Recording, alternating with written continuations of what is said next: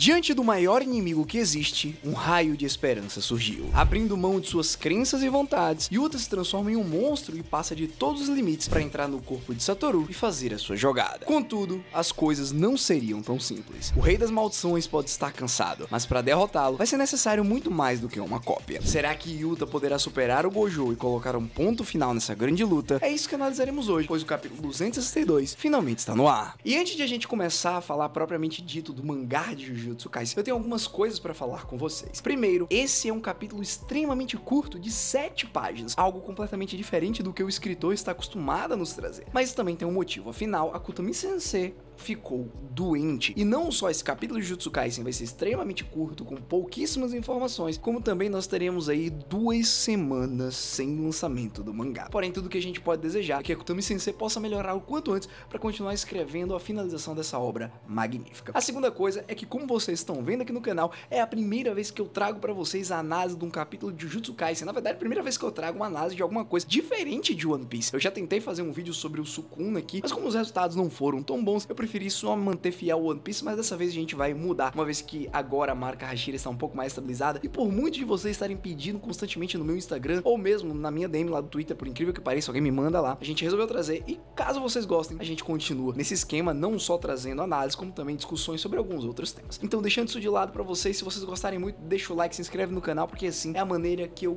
sei que vocês realmente querem. Então bora lá, Jujutsu 262 com vocês agora. O capítulo começa de onde o último terminou, onde nós vemos o Yuta no corpo do Gojo e o Sukuna, ambos utilizando a sua expansão de domínio. Para nossa surpresa também, na sequência, nós vemos que Okotsu é capaz de utilizar a mesma estratégia que o Satoru utilizou anteriormente para conseguir sobreviver ao Santuário Malevolente. Ele mudou as condições de barreira da sua expansão de domínio, como podemos ver. Ao invés de permanecer com o tamanho original, Yuta diminui a barreira externa para ser mais resistente, fazendo assim com que ela pareça do tamanho de uma bola de basquete. Resultado também é que o Yuta dominou sua técnica para fazer com que tanto o Yuji quanto o Aoi permanecessem fora e não fossem expostos não só ao vazio do infinito, como também ao Santuário Malevolente. Outra coisa que também é muito importante observar é que mais uma vez o Sukuna está expandindo seu domínio apenas com uma mão. Como já vimos nos capítulos anteriores, ele utilizou um voto vinculativo para fazer com que isso se tornasse possível, porém a sua restrição é de que o Santuário Malevolente só iria durar apenas 99 segundos. Em contrapartida, o vazio ilimitado, com essa barreira diminuída ao ponto de se parecer com uma bola de basquete, consegue aguentar até 3 minutos do poder da expansão de domínio do Sukuna. Yuta estaria em uma grande vantagem se não fossem as seguintes condições. Já que a barreira externa do vazio do infinito é pequena, Sukuna diminuiu o alcance efetivo da sua habilidade apenas para cercar a casca externa do domínio inimigo. Impondo essa condição em específico, ele foi capaz de tirar aquela limitação dos 99 segundos, fazendo assim com que a batalha se tornasse meio que anterior do Gojo vs Sukuna. 3 minutos. Ou Sukuna quebra a barreira externa do vazio do infinito, ou o Yuta causa dano suficiente no Rei das Maldições para quebrar o Santuário Malevolente. Outra coisa que também está sendo levada em consideração por parte do Okotsu é a fadiga do Rei das Maldições. Depois de ter lutado não só contra o Gojo, como o Kashimo, o Yuji, o Aoi e até mesmo o próprio Yuta na sua forma no seu corpo original, teoricamente o Sukuna estaria meio que acabado. Tanto é que o Sukuna não tem nem suas mãos para fazer o seu símbolo de Ryoi Tenkai e nem pode recuperá-las com técnica amaldiçoada reversa. Na teoria, isso é um plano muito coerente, afinal, colocar o Sukuna para lutar contra o Gojo depois de ter passado por todas essas condições seria fim de jogo. Porém, uma coisa que aconteceu que fez com que eu duvidasse até mesmo do Akutami Sensei, mas a gente chega lá, porque o plano do Rei das Maldições é acabar com o vazio ilimitado dentro desses 3 minutos e expandir a área de efeito das suas habilidades mais uma vez, massacrando todos que estão ao seu redor. Continuando, depois dessa breve introdução e dos dois pensando consigo mesmo seus próprios objetivos, temos o início da luta. Para começar, o Yuta já utiliza a habilidade azul do Gojo para fazer com que o Sukuna fosse puxado para perto. Porém, o que ele não contava é que o Rei das Maldições prontamente já estaria esperando por isso e avançaria para o ataque. Então, utilizando seus braços amputados para desviar do ataque do Yuta, Sukuna rapidamente acerta um belo de um soco na fuça do Yuta. E o interessante aqui, pessoal, é que o Okotsu fica completamente surpreso surpreso por esse fato. E é isso que eu falei que era estranho, que a gente chegaria num ponto. Olhem só o que ele pensa consigo mesmo. A surpresa do Yuta não foi resultado de um ataque inesperado ou uma nova técnica amaldiçoada, não. Foi simplesmente porque o Sukuna foi capaz de passar do ilimitado. Yuta está percebendo pela primeira vez que o Rei das Maldições é capaz de utilizar a amplificação de domínio ao mesmo tempo que utiliza a sua expansão. O que me deixa também muito curioso é a expressão do Sukuna seguir, porque ele está dando aquele risinho malevolente, digamos assim, de quem esperava essa situação. Porque uma vez que os dois domínios estavam expandidos, os corvos da Mei Mei não eram capazes de penetrá-los, impedindo assim que as informações fossem transmitidas para as pessoas que estavam assistindo a luta anteriormente. Ou seja, ninguém ali saberia dessa capacidade do Rei das Maldições de utilizar a amplificação de domínio. Só que as condições aqui são um pouco diferentes. Se vocês lembram, Arika consumia o corpo do Kenjaku, possibilitando assim que o Yuta utilizasse a sua técnica amaldiçoada por 5 minutos. Ou seja, no momento em que o cérebro do Yuta foi para o corpo do Gojo, ele automaticamente deveria ter herdado as memórias. Então aqui nós temos algumas opções do que podem ter acontecido. Mas antes, lá no capítulo 91, o próprio Kenjaku diz que o corpo é a alma e a alma é o corpo. Caso contrário, o fenômeno das memórias do corpo entrando em sua mente, mesmo depois de trocar de hospedeiro, não poderia ser explicado.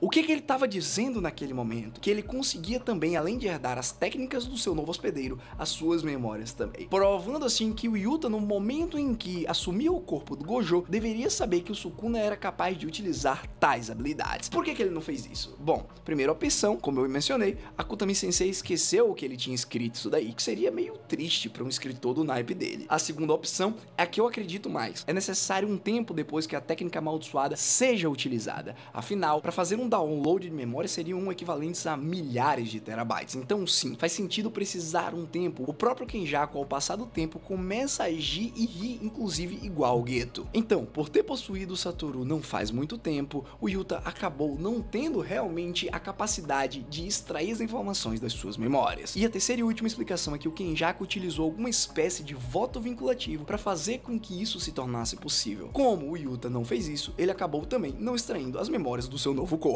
Pensando agora por esse lado, eu pergunto pra você qual das 3 opções lhe parece mais possível. Comenta aí. Porque continuando, depois de ter levado essa bela surra no corpo do honrado, não teria mais o que a gente vê. Ainda bem que GG resolveu cortar essa cena e nos levar para a sala de cirurgia, onde nós vemos o corpo do Yuta morto sendo abraçado por Arika, que está completamente manifestada. O desespero dela é completamente notável, tanto é que ela tá gritando pelo nome dele. E o mais importante vem depois, quando o narrador comenta a seguinte coisa: Arika está completamente manifestada. Porém... E aqui nós vamos para o ramo das teorias novamente. Porque primeiro, vocês perceberam que depois que o cérebro do Yuta foi implantado no corpo do Satoru, eles novamente costuraram a cabeça do corpo original do Yuta. O que pode significar algumas coisas e vamos agora mesclar tudo isso. A primeira e a mais estranha que eu tenho visto a galera comentar depois que saiu esse capítulo é que o cérebro do Satoru foi implantado no corpo do Yuta e depois de um certo tempo, caso o Yuta não consiga retornar para o seu corpo, Satoru ressuscitará e voltará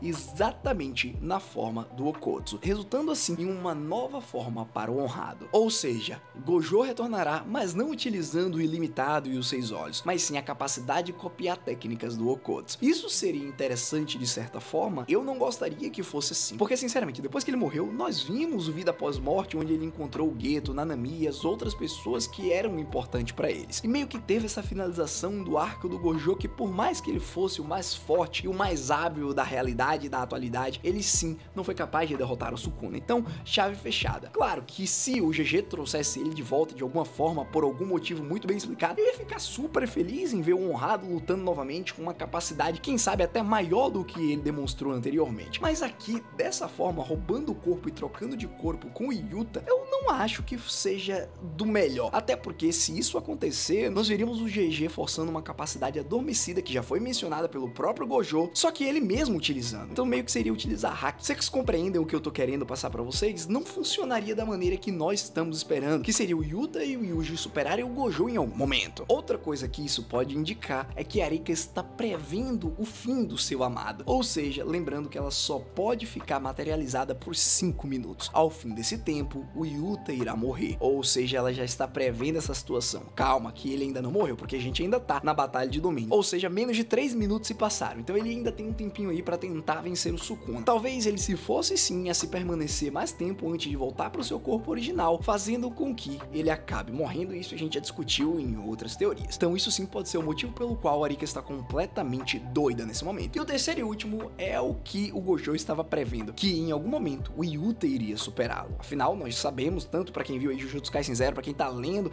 e que tá me acompanhando aqui agora, sabe que a capacidade de energia amaldiçoada quase que ilimitada do Okotsu, somada à sua técnica de conseguir copiar indefinitivamente outras habilidades, faz com que ele seja um feiticeiro muito poderoso, despertando até mesmo a atenção do próprio Satoru, prometendo que em algum dia ele iria superá-lo, o que é um tanto quanto complexo afirmar isso. Mas e se o narrador em algum momento quis dizer o seguinte: Arika está completamente manifestada, porém ainda não é o seu poder 100%. De alguma maneira ela vai conseguir utilizar um output de 200% por essa situação lastimável estar acontecendo. Ou seja, quebrar o limitador de 5 minutos ou fazer com que o Yuta possa utilizar outras técnicas amaldiçoadas que ele já copiou sem precisar trocar a chave que ele faz. Porque, como vocês sabem, existe esse limitador onde o Yuta só pode utilizar uma técnica copiada por vez antes de trocar. Então, partindo desse pressuposto ou até mesmo utilizando um voto vinculativo, nós podemos ver um novo nível da Arika e, por conseguinte, do Yuta, fazendo com que ele finalmente alcançasse o patamar do honrado. E da mesma maneira que ele comentou lá no capítulo 261, ele precisaria se tornar um monstro e carregar o fardo que o seu sensei, vulgo Gojo, estava carregando, de ser o mais forte e proteger a todos. Porque, lembrando também, a finalização dessa luta entre Gojo e Sukuna, afinal é o corpo do Gojo, vai se dar de forma ideológica. De um lado nós temos o Ryumen Sukuna, o espírito amaldiçoado, o rei das maldições, o feiticeiro mais forte que existiu, onde a sua crença está baseada e está lapidada no poder absoluto. Ele abre mão de qualquer coisa, de qualquer pessoa, para atingir o topo. A prova disso é que ele utiliza votos vinculativos extremamente complexos para abrir mão das suas próprias habilidades em prol do resultado. Do outro lado nós temos Gojo Satoru, onde por mais ele tenha tido o título de mais forte, ele entende e compreende a solidão de carregar esse fardo. Então seu único desejo era provar que ele conseguiria fazer com que outros feiticeiros que ele criasse pudessem chegar a uma distância igual ou superior a que ele chegou. Então, partindo do pressuposto que o Yuji e o Yuta vencerão o Sukuna, o sonho do Gojo será realizado e ele vencerá essa batalha ideológica. É muito profundo a gente parar pra pensar em tudo que tá acontecendo ultimamente. Por mais que muitos não tenham gostado do Yuta no corpo do Gojo, isso só prova que psicologicamente o Okotsu está completamente destruído por ter tido que assumir esse papel de monstro e ter que abusar do corpo do seu sensei, que foi como um pai pra ele. Então, se vocês começarem a analisar um pouco mais macro, a escrita tá muito interessante e o resultado do Jujutsu no final tá se tornando cada vez mais interessante. Pode ser que as maldições ganhem, pode ser que os mocinhos ganhem, mas a psique por trás disso tudo é o que realmente importa. E é por isso que eu tô começando a achar que o GG tem um pouco de genialidade, assim como o Oda, porque justamente essas nuances por trás das interpretações é o que vale. E não só lutinha de quebra-pau, como a gente vê em todos os anime shounen por aí. Tem que ter um diferencial, e esse é o diferencial. Agora eu pergunto pra você, você conseguiu compreender tudo isso? O que é que você achou dessas míseras 7 páginas de Jujutsu Kaisen? Comenta aqui embaixo, e não esquece de dizer se vocês querem mais conteúdo desse tipo, porque eu trago pra vocês. Mais uma vez foi um prazer apresentar esse capítulo pra vocês. A gente se vê num próximo, quem sabe, daqui a 14 dias. Tamo junto demais. Não esquece de deixar o like, se inscrever. Hashira falando vazando. Eu fui.